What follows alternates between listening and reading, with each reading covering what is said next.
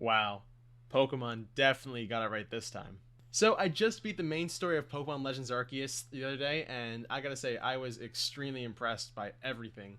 The story, the gameplay, the characters, the Pokemon, the overarching theme of everything was just mind-boggling. And I gotta say, Nintendo, Game Freak, Pokemon Company, they definitely made this a top-tier Pokemon game, and I'm just completely blown away by it. How is this franchise now? Like 20, 25 years old, and they still managed to find a way to change up the formula. That is just, wow, peak. Not even mid, it's just peak. So these last few days, I've been in the post game kind of section of the Legends Arceus. There's still a lot I have to do, and there's still a bunch of Pokemon I still need to catch. I haven't finished the Pokedex yet, but I have caught majority of Pokemon. I got, I think, 2 shiny Pokemon now, which I know this game is very, very easy to find shiny Pokemon. Which actually reminds me, someone came up with a theory. I think it was on Twitter or something. I don't know if I can remember where I saw it, but someone came up with the idea that the reason why Pokemon or shiny Pokemon are so scarce, in present day Pokemon, like Sword and Shield, those types of games, is because you have, the characters in the past, in this case Legends Arceus, they were catching so many of the shiny Pokemon that's why they're so much more rare, is because your character in Legends Arceus was the one just catching all of them, so there's literally no shiny Pokemon except the really rare ones, so I thought that was pretty funny. With that being said, I could talk about this game for hours upon end, but I highly doubt you guys don't want to hear me ramble on for 5 hours at a time. You already do that enough whenever you watch my streams. Twitch.tv/KnightSky02, by the way. I'm just going to kind of keep this as a small little review. I'm going to highlight some things here and there, like story, gameplay, characters, just some minor details, and just, kind of lasting thoughts that I have after beating the game. Nothing too crazy. And of course, with that being said, please enjoy the video. Starting off first, the story caught me by surprise because, the way that this game was marketed, it made it look like this is a Pokemon game taking place in the distant past in the Sinnoh region, which is called the Hisui region in this game. But I was completely, kind of in for a big surprise when, spoiler alert, by the way, if you have not played the game, please play it before you watch this video. I don't want to spoil anything. I'm really sorry. Okay, go watch. Spoiler alert, you're basically taken from the present, or I guess the future in this point, by Arceus. And he's like, yo, I need you to go back to the past, gather all the data you can on Pokemon. Here, take this Arc phone, which is basically your smartphone, but he made it into some sort of kind of navigational tool as well. And it literally just throws you into the Hisui region. So you're playing as a present day character who was, transported back in time, back to before the Sinnoh region was the Sinnoh region, which I thought was really cool. So there's a huge aspect of time travel. There's a whole purpose to the game rather than just, oh, you're just a main character, you're just kind of walking around catching Pokemon. You have a reason to catch these Pokemon now too, rather than just, trying to become a champion. You have to actually fulfill Arceus's goal for you, which I thought was really cool. And the overall arching story of, you become a part of the Galaxy team, which is pretty much past Team Galactic, let's be honest here, same logo too. But it's so cool how, you're tasked by these commanders and these captains, to catch Pokemon to increase your rank and your level, while also at the same time quelling the frenzied lords of, Lord Pokemon, so to speak, that's what I'm going to call them, of the different clans, the Diamond Clan, the Pearl Clan. So it's really cool just to see the different aspects of what you have to do in this game. And like I said before, it's not just a linear thing where you have to, go to the gym, gym leader, battle them, take the gym badge, beat the Elite Four, become the champion, catch all the Pokemon, create a competitive team. Like they just kind of threw it all away for the time being. And they said, look, your mission is you just gotta catch Pokemon. You gotta help strengthen the bonds between humans and Pokemon, and have fun with it. Which is top tier, writing too, because it's just so different that it works so well. Going back to what I said about the bonds between humans and Pokemon, I like that idea that this is a point in time where humans are still very untrustworthy of Pokemon. They see them as, dangerous creatures, unpredictable, types of individuals who, they have powers and they don't know what the heck they can do with them. So it's really cool that you're the one person or one of the few people who collaborate with Pokemon and show people that, hey, no, these guys are totally fine. You can live together, you can coexist, you can train them, you can battle, you can have a healthy relationship with Pokemon and not have to fear them, which I think is cool that we got a different look at that because, when you play a standard Pokemon game, you're already, familiar with, oh, there's wild Pokemon out there, I'll just catch it, add it to my team, yada, yada, yada. It's really cool. So big props to the companies for making that. I already said Nintendo, Game Freak, Pokemon Company. Really good job with the story element. Now for the gameplay itself, alright, I'll just say it right out of the water. I'm sure most of you can agree with me. The game does not look amazing visually. It's just, what it is. You look at, screenshots, you look at the early footage, it was very choppy. And you compare it with the release game, it's still very choppy in some aspects. There are times where, you're trying to walk or you search through Pokemon, you see, for example, a Staraptor in the distance, like clipping as it flies. It's so weird. The way that some Pokemon spawn up too, it kind of lags the game too, depending on how many Pokemon are around or what moves you're using in battle. It just doesn't look good, which kind of sucks because, I mean, there was a lot of time, I would assume, based on when the game was announced. I'm sure they were working on this game before they announced it too, and then a time frame between that of last year between now. They could have done so much more, and obviously, but at this point, it's just nitpicking. But I really do hope that they learn from this, and if they do create more, Legends games like this, that they take into account how it should look graphically, because it looks okay. For what it is, it's a full 3D Pokemon game. Some of the Pokemon look okay, some of them, their colors are very saturated, they're very bright too. It's kind of, mix and match, but hopefully they learn from this experience, and that it helps them whenever they're making new Legends games in the future. Aside from that, I have nothing but praise for the gameplay because of how quick and simple the battles and catching Pokemon are, because literally you could just sneak up behind a Pokemon, chuck a Pokeball at it, and boom, you caught it. You don't even have to do an encounter animation. You don't have to wait for them to do their cries. You don't have to throw out your Pokemon. Literally, you can just catch them no matter what. And the same goes to the battles too. You can literally just chuck out your Pokemon at a wild Pokemon just kind of standing there. The battle starts right away. You can choose to run. You can knock it out with one hit, and then boom, you're done. And everyone gets EXP. It's just simple as that. You can keep going on, and there's no unnecessary, I guess, delay when it comes to trying to battle Pokemon, trying to catch them. It's just really smooth, and I think that works out very well for this type of game because your main objective is exploration and catching Pokemon. You're not so much concerned with battling other people and waste time, so to speak, just fighting other Pokemon and people. So it's really streamlined. I really do enjoy it, and that's why I gotta say the gameplay for Legends Arceus is just top tier. It's awesome. It's really cool. I also want to throw in a little bit of a side note here. The characters within the game are really cool. You play as a character who's from, I assume, present-day Sinnoh, and you're thrown in the past. You have to team up with people like Akari, Dr. Laventon, or Professor Laventon, sorry. Obviously, also side note too, he's not really my favorite design-wise. That hat just looks ugly as hell. I'm sorry. It just does not look good. I don't know. It's so weird. But it's cool seeing some of the new characters we meet because you get to guess who their descendants are, because they look very close to characters that we know in present-day Pokemon. For example, Commander Kamado, he looks very, very much like Professor Rowan. It's just clear down to the mustache even too. He looks so apparent, and that's how biology works too. You have your descendants and your ancestors, they do look very similar. Same goes for Silene. Definitely has to be an ancestor of Cyrus, the leader of Team Galactic, and so on. There's so many cool, unique characters that we get to meet in this game that you're like, oh, I know who you're from. It's just really cool how they did it like that. And also, I gotta say, another little spoiler here, I'm really happy that they brought Ingo from Black and White, who was part of the Battle Subway.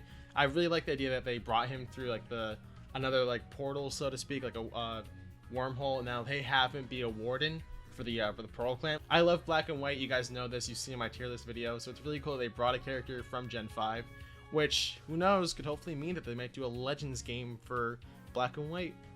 Who knows? And now the Pokemon themselves. They, of course, are the highlight of this whole thing. You're tasked with catching as many Pokemon as you can, filling up your new Pokedex. And I gotta say, some of the new Pokemon definitely are really cool. They impressed me a lot. I unfortunately was kind of spoiled on a bunch of the new forms, the new Pokemon as well through Twitter, social media. But hey, I mean, what can you do at that point? But the ones that I did see, experiencing for the first time, the ones that I just saw, for my own experience, they're really cool. I chose Cyndaquil as my starter this time around, so I got a Hisuian form of a Typhlosion, which a lot of people kind of have their their ups and downs about it. But I like the design. I like how it's a ghost type. I love how the flames are kind of purplish and it mixes in well with the whole theming of Hisui and all of that. My final team, I should probably say, so I had Typhlosion, I have an Umbreon, a Gallade, a Torterra, a Gyarados, and an Alpha Electivire. Funny story about that Pokemon, the Alpha Electivire, was I was finishing up one big portion of the story, and I happened to come across a Alpha Elekid.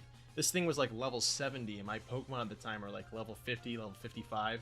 So I just caught the thing, and it was just my strongest Pokemon for the rest of the game at that point. And it's really cool. The Pokemon themselves, Alpha Pokemon, are huge. Like, Alpha Electivire is at least, like, you know, taller than Gyarados even, which is a lot to think about, too, because Gyarados is a very big Pokemon. So it's really funny to see a Pokemon like that on my team with so much, like, of the small Pokemon, too, but it's really funny. So, great Pokemon team. The other Pokemon, I gotta say, some big highlights. I love the new Hisuian forms of Lilligant, Arcanine. I also like the new evolutions like Cleaver. You have Ursaluna, which are really cool Pokemon. I'm glad that they gave some love to other Pokemon that don't have other evolutions, or Pokemon that kind of deserve new evolutions, like Basculin, Basculegion, Avalugg, Bergmite. Those are really cool Pokemon that I love how they kind of changed it up with. So they do a really good job with Pokemon design this time around, and the typings make sense. Everything makes sense from that kind of department, so to speak. But I was really happy with the Pokemon this time around as well. I wonder how many times I say Pokemon in this video. Someone make a counter and, like, let me know in the comments, because I feel like I'm saying Pokemon way too much this video. I'm sorry if it's really annoying. Now, in terms of the end game, I won't spend too much time on this because I want people to experience the game for themselves as well. But the end game portion was actually pretty long. Once you actually defeat all the wardens of the different clans, you know, you have to go atop of Mount Coronet to the Spear Pillar. I don't think it's called the Spear Pillar at that point, but literally you have to stop either Dialga or Palkia, and you know, one of them becomes part of your team, which is really cool. But I gotta say, one of the biggest, like, I guess, ups of this game for me is just how fierce the battles are. Not just with, like, the legendary Pokemon, but, like, with other high-ranked trainers at this point. Because, literally, there's one point in the game where, like, I sent out my Pokemon, they're high level. One of the other characters, I won't spoil who it is, sent out their Pokemon. And we were just trading blows back and forth. My Pokemon were fainting, their Pokemon were fainting. It was so cool because it felt like an actual challenge. Like, you have, at that point, if you're playing, let's say, for another example, Sword and Shield, if you're already, like, at the end game portion of the whole game, your Pokemon are probably really over leveled. You know, they're knocking out all Pokemon left and right. But in this particular part of the game for Arceus, it's still a challenge. And that's, like, one of the biggest things that I think Pokemon needed, was a challenge aspect. And it's cool because it means, like, you're not unbeatable. There are still Pokemon, even wild Pokemon, there's still those types of Pokemon that can knock out your entire team. And that is just one of the coolest things I could think of. So, like, you're getting humbled in that aspect too. You're not this high and mighty trainer who, you know, commands all Pokemon. You're still getting get knocked down a few notches, which is really cool. But I really like that, you know, that part of the game where you're just, like, in a very fierce battle, your Pokemon are fainting left and right, and you're just, like, using their best attacks everywhere. Really, really cool part of the end game. And of course, you know, the whole part of, you know, you're done with the game, but you still have way too much more to do. You have to finish the Pokedex. There's still new Pokemon that you have to discover. There's still things with Arceus as well, I know. But it's just, you know, phenomenal, and I really like how they do it. Hopefully they add DLC to this game. If they do, maybe they'll introduce some other Pokemon, some other characters as well. Who knows? But if it doesn't get any DLC, I feel like this would be a kind of a good place to say, like, all right, this is great. What can we improve upon for the next games? And, you know, and such as well. But a really great job with, you know, the end game part of the story. The overall story was just phenomenal for this game.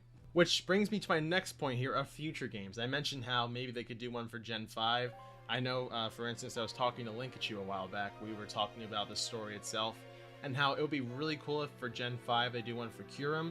All you big Pokemon lore fans out there know that Reshiram, Zekrom, and Kyurem were part of the original dragon in Gen 5. They talk about it in Legend with the hero or whatever of the Unova region. So it'd be really cool if we get some backstory on what that original dragon was, maybe some other key aspects of what made Unova, you know, the place it is. Because, like I said, Gen 5 is just an amazing game. They're amazing games. Black 2, White 2, Black and White, really fun games. So if they do intend to make remakes or some sort of new spin-off, not spin-off, like a new story for Gen 5, I would love to see it in a Legends formula. I think it worked well for Gen 4, and it would be amazing to see what else they could do for, you know, other Pokemon games as well. I think it's a great turning point for Nintendo in terms of, like, what they should do moving forward for Pokemon games. And speaking of Nintendo, I do feel like they're at a turning point, you know, as a company, like, making newer games. The Switch is coming out on its 5-year anniversary. I can't believe it's been out for that long, which is bizarre, which means I'm kind of old. But it's so cool to see, you know, all these new games that they're, you know, pumping out. But there's a lot of change that a lot of people are not too thrilled with. I won't go into too much detail, but I'm sure you guys know about the recent, stoppage of Nintendo Minute, the things with the Nintendo 3DS and Wii U eShops, a lot of other stuff too, but I won't get into too much of that. That'll be for another video I want to talk about. But something about the Nintendo charm is shifting, and whether or not that'll be a good thing or a bad thing, only time will tell. But it does help to see, games like Arceus and even future games coming out like Kirby, Splatoon, Bayonetta 3, Xenoblade Chronicles 3. These games that are coming out in the future, in the near future even, could definitely change how Nintendo moves forward with their Switch development. So who knows what will happen? I'm excited. I hope you guys are excited too.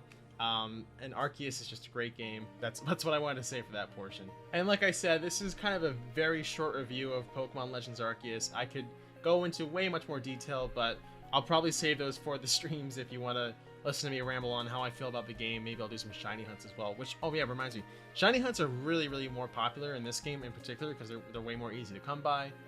So hopefully maybe I'll do some shiny hunts in the future. I already did my shiny Regirock hunt and Sword, which took me an entire year, which, oh god, don't even get me started on that one.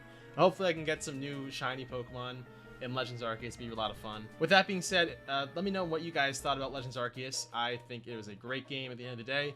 Minor bits and pieces that need some tweaks, but just nitpicking at that point. I'm sure you guys had great experiences with it. Tell me what your teams were. Tell me what you really enjoyed about the game. Tell me what you didn't like about it, or what you want to see improved upon in the comments below. Also, check out the links in the description as well. My socials, my Discord, my Twitch, all that kind of cool stuff. I'm really excited to kind of see what you guys think about this, and also to create more videos about other games as well if you're interested. So with that being said, this is the end of the video. Thank you guys so much for watching. If you enjoyed it, please leave a like and consider subscribing. Have a good one, guys. Peace.